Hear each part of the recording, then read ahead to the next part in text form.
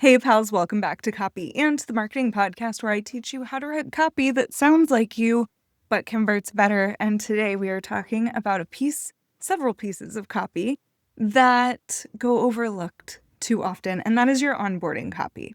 Now, I have long said, and you can go back to previous episodes and hear me say this, there's a difference between content and copy. Content tends to be for computers. It tends to fill space. It tends to be more educational. Copy is here to convert, but they are a Venn diagram. And so this copy is very uniquely positioned to convert because it is your onboarding copy. It's what takes people from being aware of you and to having a conversation with you to eventually buying from you and working with you long term. And what we never want to do is put our best copy forward only to people who have not yet purchased from us. We want the people who are closer into our orbit to feel that same warm feeling and to help guide them to clicking the button, making the sale, signing the contract, paying the invoice, okay? So today we're going to talk about onboarding copy. Now, onboarding copy in small businesses may look different from large businesses.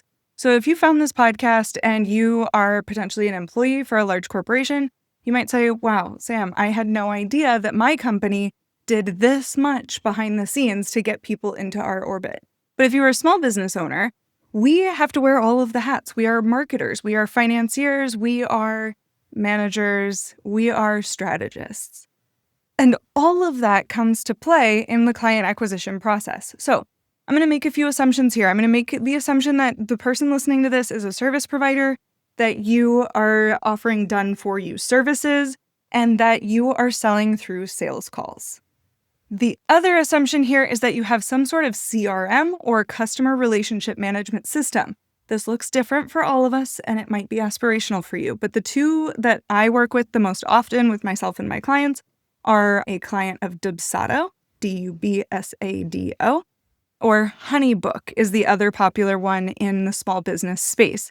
Some people are also leveraging Notion and Google to do things like collect signatures and automate emails. But the two CRMs that I find that are most common in the small business space are Dubsado and Honeybook. Other ones that you may be using include HubSpot is a big one, especially for companies who are over a couple $1 million. So I've worked with all of those. They all have very similar flows. People who are experts in them might say, Sam, they are not similar at all. How dare you? But again, we are basing off the assumption that you are a service-based business owner and that you are going to need these processes if you don't have them in place already. If you have them in place already, continue listening because I might have some copy ideas that help you make even more money from the systems that are supporting you. Let's go. So I'm going to break up my copy thoughts into 3 separate spaces here. The first is from when people have filled out your form, typically on your website, but before you get them on a call. The second group of copy that we're going to talk about is once you've gotten them on a call, what copy do you need? And then finally, what copy do you need in your onboarding system after they have become a client? And when I say become a client, this means that they have signed their contract and paid their first invoice or a deposit, okay? So starting at the top, people navigate to you. They find you either through your email list, through a referral, through SEO, and they landed on your website and they say, okay, this is the person that I want to work with. They go to your contact page, they fill out a form. This will likely set in motion a series of automations.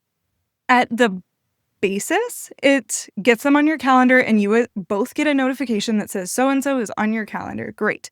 Now, how can we make this even more of a red carpet rollout for somebody who is about to meet you? The goal here is to keep it on brand and to keep them excited to show up with you, to show up to a conversation with you. So the first piece of copy that you're going to want to send is a call confirmation.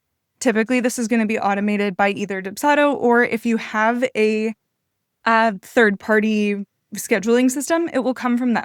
Some of them are customizable, some of them are not. However, if they are customizable, this is an opportunity to keep people clicking and keep them in your world. So this call confirmation will not only tell them, hey, great, you're on the calendar, it will also give them a link to add it to their calendar. This is imperative for your show-up rates that the email that they receive gives them the opportunity to add it to their calendar. Not just says, hey, you're on, I'll see you soon, but there's a link to get it added. Most scheduling platforms are going to offer this, including Dubsado and Honeybook and their third-party providers, but also TidyCal, Calendly, all are going to send an email that has a one-click add to Cal link. You can further edit this email to be even more on brand for you, though. You might want to add in personality like emojis or say, "Woohoo, I'm so glad you're here." You can change the subject line to be on brand. You could change the font within it to be some of your brand fonts if you want. Another great way that you can use this call confirmation email is it says add to your calendar here, but then go in and say, and if you'd like to see some of my past work, click here. Maybe it takes them to a portfolio. Or feel free, if you're a millennial like me, you may want to cyberstalk me. I'll make it easy. Here's a link to my LinkedIn and to my Instagram. This just keeps people in your world and gives them that little bit of flavor for who they're about to meet. Additionally, when people get on your calendar, you can also bounce them to a call confirmation page or to a thank you page. At every step of the process, it is imperative to remind people what working with you is like, both from a feeling standpoint, so that's the words that you're using, and to give them a rundown of what to expect. So you may want to send them to a thank you page that says, "Great, you've taken the first step to make your bookkeeping easier," or "You've taken the first step to beautifying your website project," if you're a designer. And the next steps are, 1, we'll have our conversation. 2, if we find out that we're a great fit, I will send you a contract and invoice. And 3 months from today, you will have a brand new website. So keep them abreast of what is happening throughout the process, especially if you have the opportunity to leverage a thank you page. Depending on how far out people book with you, you could have a few show up emails as well. Of course, you're going to have one that goes out automatically that says, "Hey, our meeting is in either 24 hours or 1 hour." Maybe you have both of those.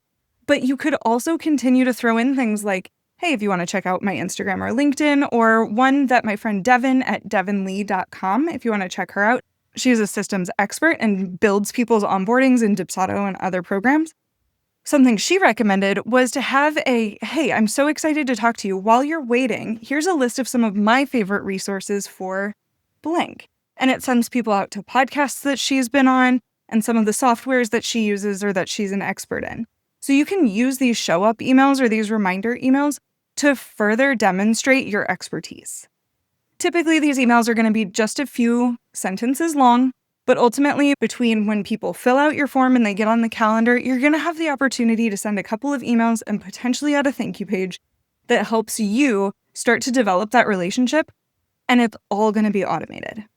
The next step to onboarding somebody is to actually get on a call with them. Then you've got copy that comes to them after you've had this call. So assuming that people do want to work with you and that we're continuing to onboard, because you probably won't talk to them again if the call doesn't go well, you're going to need emails to them and you're going to need proposals to them. So again, reiterating what Devin, our systems expert, says, is that you need to make sure that people know exactly where they are in the process every time you reach out to them. So when you get off a call with them, you're probably going to go and create your contract and invoice and proposal. Now, proposals themselves can be amazing and beautiful, especially if you're using Dipsato or Honeybook. And inside of those proposals, you get to be prescriptive. So this is an opportunity to take what would be content, or it could be very legalese, and add some copy into it. Within proposals, you can typically add add-on services that are recommendations, and I'll give you a very specific example here. I am eloping this year, and in my elopement planner's package, in her proposal, she had add-ons at the bottom. So it wasn't just, "Here's my basic services." She gave me examples of other people that she could hire or other services that we could add on to our wedding weekend. I at no point felt like they were coming out of the blue or that she was trying to sell me something. They felt like additional services that I would want. So think about using your proposal as a place to position a broader scope where you could end up selling more to your clients. And also think of your proposals as somewhere where you can be super on brand when working with them. Other examples of this might be if you're in the travel industry, you might have your basic travel planning package, but you could also have some add-ons like offering one-on-ones with each member of the trip for a specific price. Or you could have, if you were a designer, you could add on a branding package in addition to your design package. So proposals are simply an opportunity for people to understand what the full scope of working with you is, and you can position additional products here and be super on brand and fun and add photos and imagery and design them so that people are still getting that feel for who you are in the process. So again, after your call, you have the two opportunities, sending emails and also beautiful proposals with opportunities to sell in them.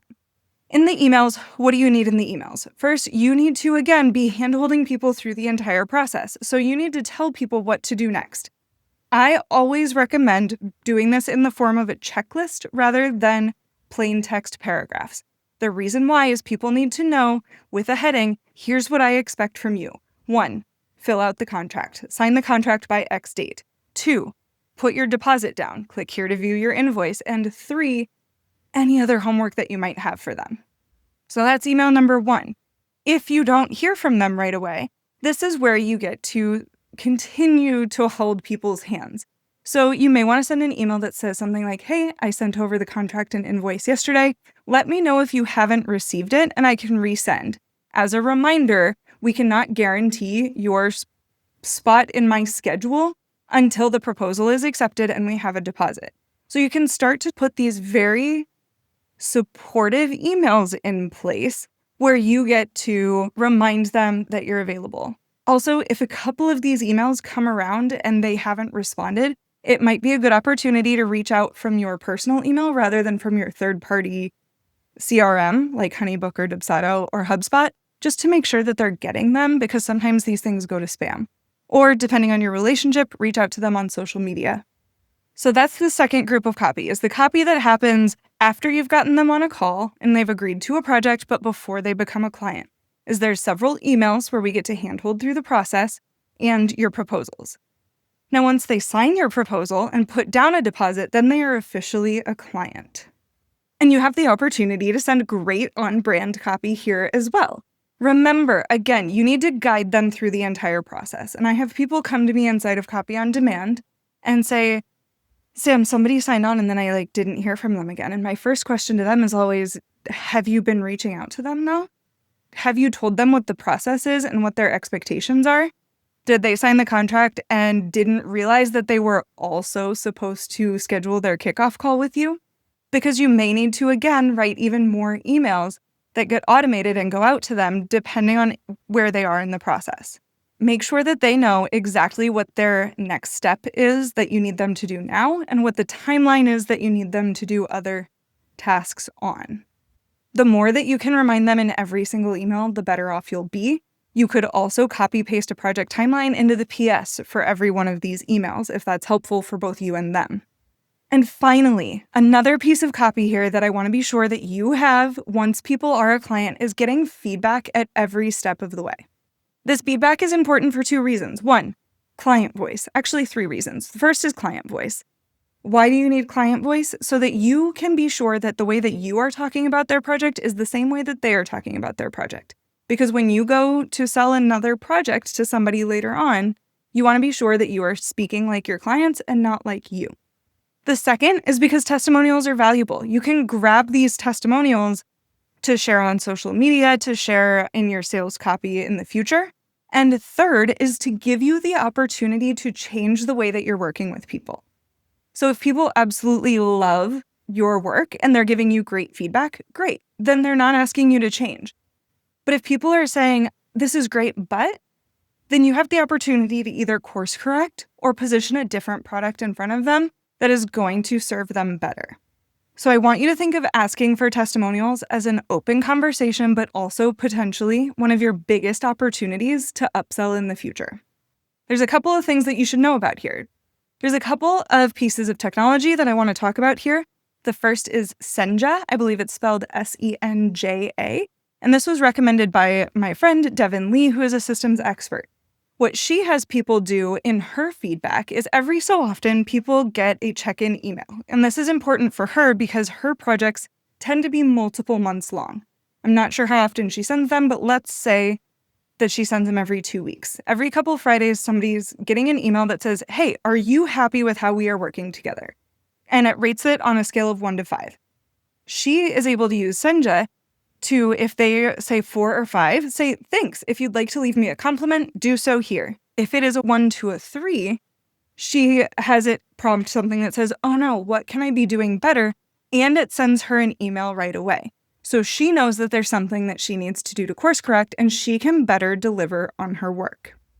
The other piece of software that you could use here is Block Builder. This is something that's new to me. It's less dynamic, but it's also a one-time pay offer. I believe I paid $150 for it up front. And what Block Builder is there's a lot of uses for it, but I can embed a block into an email where people can click on it and I can say something like, "Are you enjoying how our project is going right now? Please let me know if there's anywhere that I need to course correct." And it embeds it right into an email. And they can leave me that feedback right there, and it automatically sends me an email and lets me know that somebody has left me feedback. So either Senja or Block Builder could be great ways to ask for feedback and get more in client voice. There's a lot of copy that goes into literally every part of running a business, including into your onboarding sequence. And it's somewhere that kind of goes forgotten because most of our CRMs and our calendar platforms and other softwares send automatic emails, and oftentimes that is enough. But as you up-level your business, it's important to continue to be as on-brand as possible and to create a spider web. Give people lots of things to click on and lots of ways to stay in your world. The more connected they are to you, the more connected they will feel to you. And the more connected they feel to you, the more likely they are to recommend you, to buy from you, and to keep you top of mind. So hopefully that gives you some great ideas for copy that you can use in your onboarding sequence if you aren't already. And if I forgot anything, reach out and let me know. Shoot me a message on Instagram. I'm at nomad.copy. And if you need a systems expert in your corner, I highly recommend Devin Lee. She's at devinlee.com. And of course, if you need a copywriter in your corner, reach out to me. I am at nomadcopyagency.com. Have a great week, and I'll talk to you soon.